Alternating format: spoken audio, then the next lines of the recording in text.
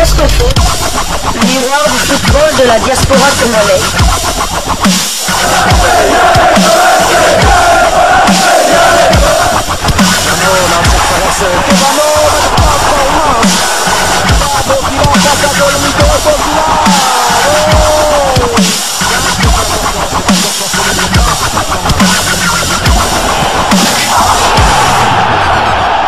Diasco Foot, le miroir du football de la diaspora congolaise. Vous êtes sur Diasco Foot, le miroir du football de la diaspora congolaise. Diasco Foot vous dit bonjour, tout le plaisir est pour nous de vous retrouver, mais surtout de savoir que vous êtes nombreux en train de suivre votre chaîne YouTube dédiée uniquement aux footballeurs de la diaspora congolaise. En Angleterre, en deuxième division anglaise Championship, Fulham Niskens Kebano remonte en première ligue. C'est désormais officiel. 42 journées en Championship ont suffi à Fulham de l'international congolais Niskens Kebano pour signer leur comeback dans l'élite anglaise. Ils l'ont confirmé en début de soirée d'hier mardi avec une écrasante victoire sur Preston North End. 3-0 titularisé, Niskens Kebano a rendu une nouvelle copie. Lui et ses coéquipiers ont fait le job durant le premier acte pour se permettre une fin de partie aisée. Alexander Mitrovic, l'incontournable, a ouvert le score après seulement 9 minutes de jeu. Fabio Carvalho va doubler la mise peu après la demi-heure de jeu avant que le même Mitrovic ne signe son doublé et puisse sceller définitivement le score de la partie en plantant le troisième but. Niskens Kebano et ses pairs sont donc assurés de la montée en première ligue car ne pouvant plus être rejoints par le troisième Huddersfield. Les Cottagers se battront désormais pour la conquête du titre de Championship avec la première place sur laquelle ils sont paisiblement assis depuis quelques temps maintenant. La menace Bournemouth ne semble plus assez forte pour les empêcher d'aller arracher ce titre de champion de deuxième division anglaise. Félicitations donc à Niskens Kebano. Tout ce que moi j'espère, c'est qu'il soit également l'homme de la situation aussi lors de la montée, parce que la dernière fois Niskens Kebano, une fois en première ligue, son entraîneur ne lui faisait plus confiance. Par moment, il était sur le banc, par moment, il ne se retrouvait même pas sur la feuille du match, et j'espère que cette fois-ci, lui qui a réalisé une très très belle saison cette année, la meilleure depuis qu'il est en Angleterre, j'espère qu'il va rester sur la même dynamique et qu'il va continuer à travailler pour que finalement il reste au haut niveau. La première ligue, c'est quand même un autre niveau et on le sent même en Champions League européenne où vous avez deux clubs anglais qui se retrouvent en demi-finale avec deux clubs espagnols. Le meilleur championnat dans le monde actuellement, c'est le championnat anglais. Nul ne peut douter de cela. Je crois qu'actuellement, c'est vraiment le championnat anglais de première division, la première ligue. Donc, alors nous poursuivons avec ces quelques informations. Nous quittons l'Angleterre et nous allons cette fois-ci en France. En France où nous allons aller en Ligue 2.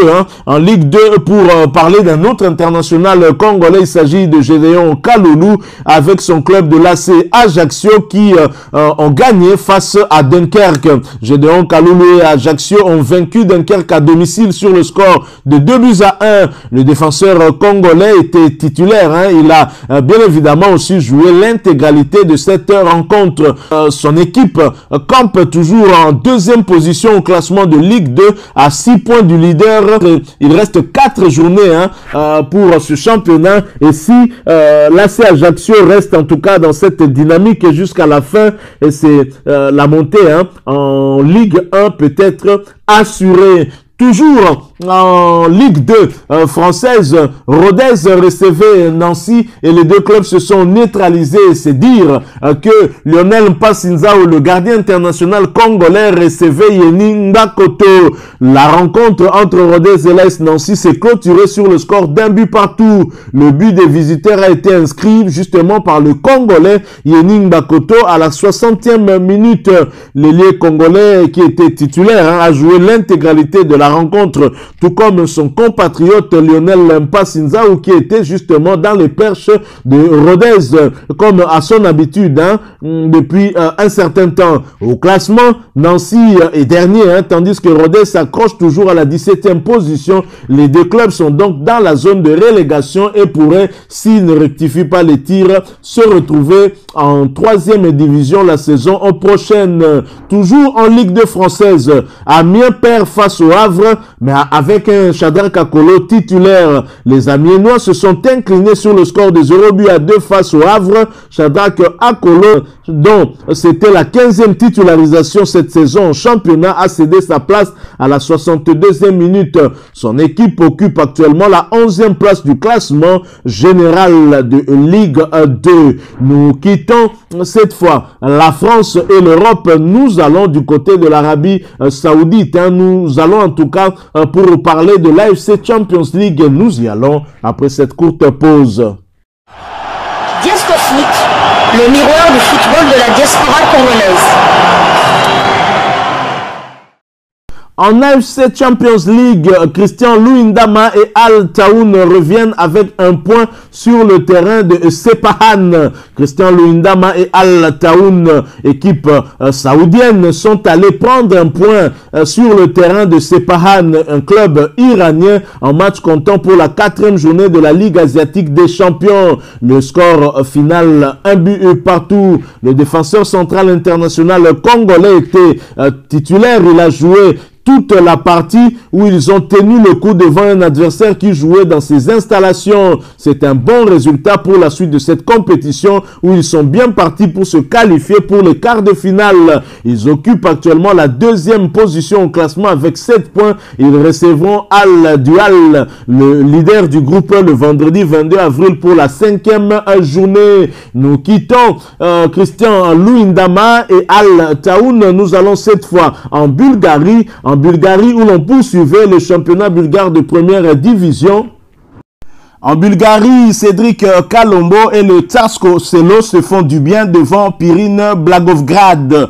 Cédric Kalombo et le Tsarsko Selo sont allés s'imposer 2-0 sur le terrain de Pirine Blagovgrad en match comptant pour la 27e journée du championnat dans la poule de relégation. L'arrière latéral gauche congolais a disputé cette partie où ils se sont bien comportés dans l'ensemble. Ils ne se sont pas mis trop en danger et ont bien résisté aux attaques adverses.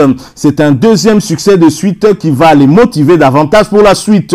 Ils occupent la 4e et dernière position avec 17 points, mais ils peuvent encore se maintenir. Il faudra maintenant aller chercher des victoires pour le reste des rencontres, en commençant par celle de la réception de Botev Brata le lundi 25 avril prochain. Nous quittons la Bulgarie, nous allons en Turquie, où en 2e division en Turquie, il y a eu une très mauvaise opération pour Rémi Moulumba et son club de Bandırmaspor dans la course à la montée. Rémi Moulumba et Bandırmaspor sont allés s'incliner 2-1 sur le terrain de Kocaelispor en match comptant pour la 32e journée du championnat. Le milieu défensif international congolais a disputé cette partie. Ils ont laissé passer une vraie occasion de prendre la 2e place au classement en cas de succès pour la montée directe.